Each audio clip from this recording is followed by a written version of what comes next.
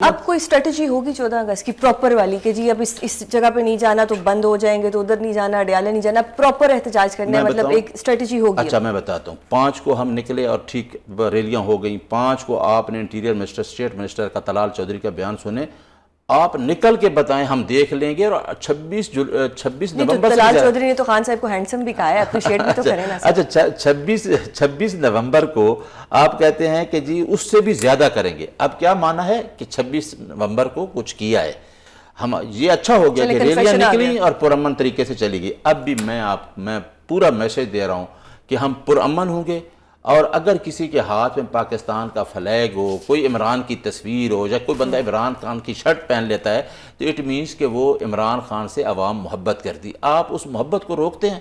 اسی وجہ سے اس محبت کو روکنے کے لیے آپ نے ملاقاتوں کا سلسلہ روکا ہوا ہے، آپ میڈیا کو نہیں جانے دیتے، آپ سپورٹ پرسن کو نہیں جانے دیتے، تو خوف تو ہے نا۔ بالکل۔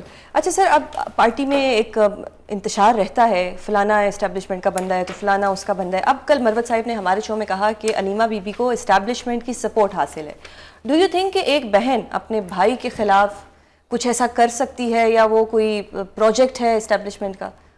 اچھا میں پہلے آپ کو یہ بتاؤں، میں بھی کوئی 35 ایئر مجھے پریکٹس میں ہو گئے ہیں، مجھے یہ سمجھ نہیں آتی، میں الیکشن بھی لڑا، اسٹیبلشمنٹ بھی موجود ہے، لوگ جا کے پہلے اسٹیبلشمنٹ سے خود ملتے ہیں، اپنے کام کرواتے ہیں، پھر گلے کرتے ہیں، چاہے کوئی بھی بیان دیتا ہے۔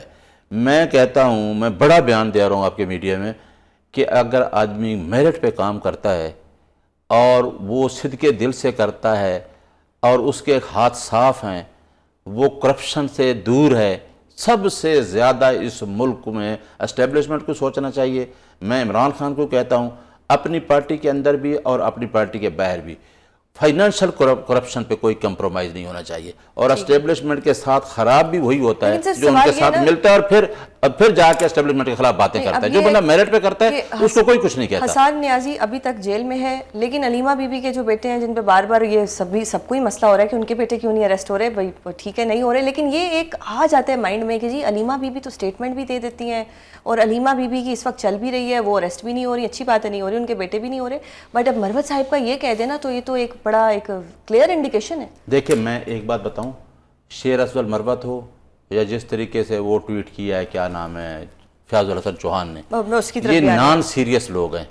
اس طرح کے بیان دینا، صبح ایک بیان دینا، شام کو دوسرا بیان دینا۔ اب دیکھیں علیمہ خان کی ایک بات ہے، وہ عمران خان کی بہن ہے، عمران خان جیل میں پڑا ہے، وہ پوری فیملی مشکلات میں ہے، ٹھیک ہے، اور ادھر بیٹھ کے آ کے کہہ دینا، اس کے پاس کیا ایویڈنس ہے؟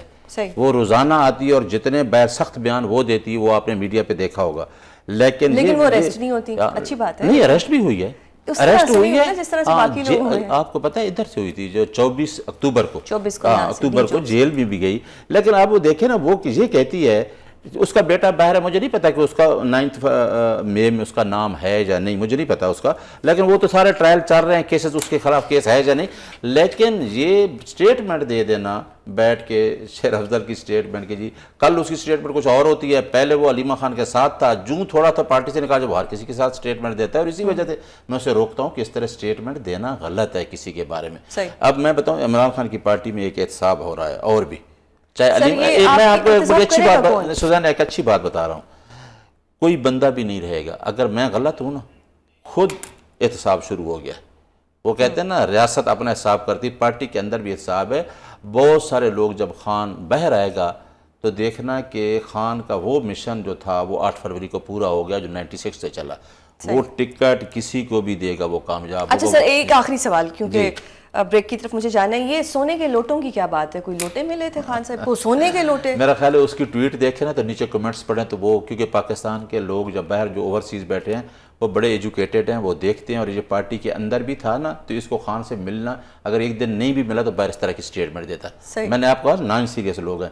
اب وہ جو بات دے رہا ہے، نیچے لوگ لکھ رہے ہیں کہ بھئی وہ صرافہ کا بازار کا، اس کا تو نام بتا جاؤں، سونا کا لوٹا دیا، اور عمران خان کی ذات کے بارے میں ایسا میں آپ کو ایک بات بتا دوں، میں ایک بات بتا دوں، ایک بات ہے کہ عمران خان فائنینشل کرپٹ آدمی نہیں ہے، بتاتے خود نہیں ہے، میں باقیوں کو نہیں کہتا، عمران خان فائنینشل کرپٹ آدمی نہیں ہے، اور اسٹیٹ کے لیے عمران خان کا ضروری ہے۔ ہمیں جوائن کیا ہے فہد حسین صاحب نے. سر بہت شکریہ, مجھے بہت خوشی ہے آپ فرسٹ ٹائم میرے پروگرام میں آئے ہیں, اس کے لیے آپ کا بہت شکریہ. ابھی اگر ہم بات کریں اس وقت جو ملکی حالات جا رہے ہیں, اس ملکی حالات میں کہیں نہ کہیں احتجاج دھرنے ہمیں تھوڑا اپسیٹ کر دیتے ہیں. جب بھی پی ٹی آئی احتجاج کی کال دیتی ہے ہمیں یہی لگتا ہے کہ جی ابھی کنٹینرز لگ جائیں گے, اسلام آباد بند ہو جائے گا. اب پی ٹی آئی نے پہلے ایک 5 اگست کو احتجاج کی کال دی, اس سے پہلے حکومت نے پکڑ دکڑ شروع کر دی, جو بھی مطلب 1100 کے قریب انہوں نے کہا کہ لاہور سے لوگوں کو گرفتار کیا گیا. اب 14 اگست کا ایک احتجاج ہے. آپ کو نہیں لگتا کہ پی ٹی آئی والوں کو اجازت دے دی جائے کہ کر لیں اپنا شوق پورا کر لیں؟ وہ یہ احتجاج بھی کوئی اتنا کامیاب نہیں تھا, but they are blaming Noon league کہ جی انہوں نے ہماری پکڑ دکڑ کی, ہمارے لیے بڑے مسئلے بنائے, اور یہ اگر سب ختم ہو جائے اور ان کو احتجاج کرنے دیا جائے تو لوگوں کو بھی پتہ لگ جائے گا کہ پی ٹی آئی کتنے پانی میں ہے.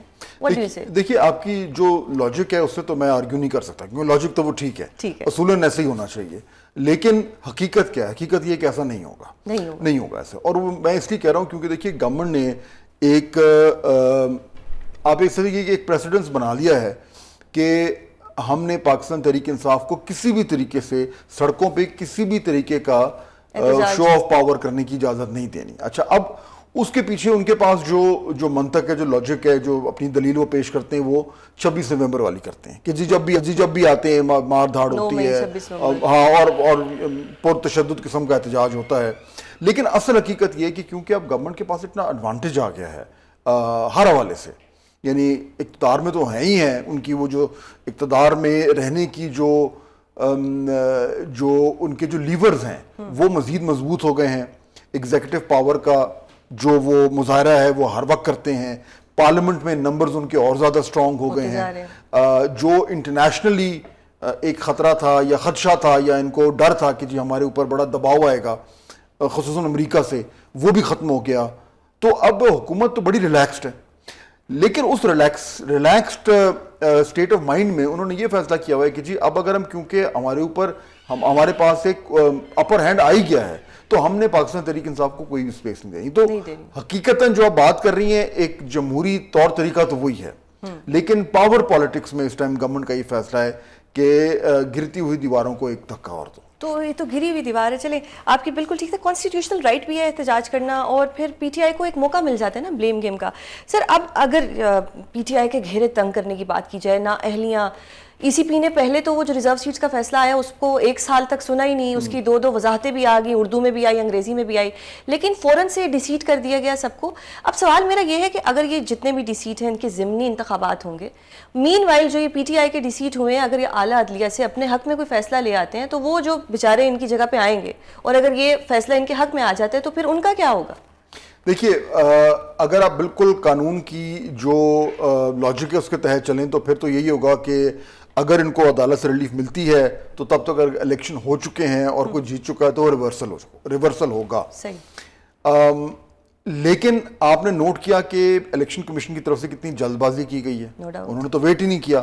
اچھا, جلد بازی کیوں کی ہے؟ وہ اس لیے کی ہے جو میں پہلے آپ سے بات کر رہا تھا کہ اس وقت گورنمنٹ کی طرف سے یا سسٹم کی طرف سے یا جو 1 پیج کا ہائبرڈ سسٹم اس کی طرف سے یہ بالکل ایک کلیئر فیصلہ ہے کہ ہم نے ان کو 1 انچ اور نہیں لینے دینی جگہ, وچ مینس کہ جہاں جگہ سے یہ دبتے ہیں ان کو دبانا ہے, سڑک میں بھی دبانا ہے, پارلیمنٹ کے اندر بھی دبانا ہے, عدالتوں میں بھی دبانا ہے, ہر طرف سے یہ ہو رہا ہے. اور اس کے پیچھے جو ریزن دیا جاتا ہے وہ یہ ہے کہ کیونکہ پاکستان تحریک انصاف کی طرف سے ان کی پوزیشن میں کوئی لچک نہیں دکھائی نظر آ رہی, تو پھر گورنمنٹ کیوں دے. یہ وہ لاجک ہے جو وہ پیش کر رہے ہیں کہ جی اگر خان صاحب کہتے ہیں کہ جی میں نے تو کسی سے بات نہیں کرنی, صرف احتجاج ہی ہوگا, جو کہ وہ کہتے ہیں جن سے بات کرنی ہے انہی سے. ہاں, وہ تو خیر obviously وہ بات کرنے کو تیار ہی نہیں, وہ تیار نہیں. تو وہ تو پھر ادھر سے پھر یہ کہا جاتا ہے کہ اچھا جی پھر اگر احتجاج ہے تو پھر ہماری طرف سے بھی یہی ہے. تو بیسکلی مجھے کہیں سے بھی کوئی یعنی ذرہ برابر بھی امکان نظر نہیں آ رہا کہ حکومت اور اپوزیشن کے درمیان کسی بھی طریقے سے برف پگھلے گی. تو سر اب ہر دفعہ ایک سیزن 2 بھی آتا ہے, اب جب سیزن 2 آئے گا تو پھر تو اس حکومت کے لیے کتنے مسئلے بنیں گے. یہ لوگ ایک ایسا پریسیڈنٹ سیٹ کر رہے ہیں کہ آج یہ لوگ ان کا گھیرا تنگ کر رہے ہیں, کل وہ ان کا گھیرا تنگ کریں گے. سیزن 2 سے مراد آپ کی ہے کہ جب یہ حکومت یہ اپوزیشن میں ہوں گے اور وہ حکومت میں ہوں گے. اتنی دور اگر کوئی سوچتا ہوتا تو ہمارے پاکستان کے حالات یہ نہ ہوتے. یہ 70 سال سے ہو رہے ہیں, ابھی بھی اگر نہیں ہم نے لائسنس. انفارچونیٹلی دیکھیے ہمارے یہاں کوئی یہ نہیں سوچتا. جب اس سے پہلے کی گورنمنٹ تھی, خان صاحب بھی گورنمنٹ تھی, جو کچھ وہ کر رہے تھے انہیں بھی یہ کہا جاتا تھا کہ آپ نہ کریں, کل کو آپ کے اوپر بھی یہی مشکلات آئیں گی, بس ہوئی. اس سے پہلے جو یہ ہمارا ایک سائیکل ہے, اس سے کوئی نہیں سیکھتا. اس وقت بھی دیکھیے ایگزیکٹو ڈریون سسٹم ہے. صحیح. میں اس کو کیوں کہہ رہا ہوں, کیونکہ نارملی جو ہمارا جو جمہوری نظام ہے اس میں ایک بیلنس ہوتا ہے اداروں کے درمیان, وہ بیلنس اب نہیں ہے. اب ایگزیکٹو جو ہے وہ اس کو لیڈ کر رہی ہے, اور ایگزیکٹو جب لیڈ کرتی ہے تو اور اس کے اوپر کوئی چیک نہ ہو تو پھر وہ یہی ہوتا ہے جو بھی ہو رہا ہے کہ جی بس ٹھیک ہے ڈنڈا گھماؤ جس کو لگتا ہے لگے.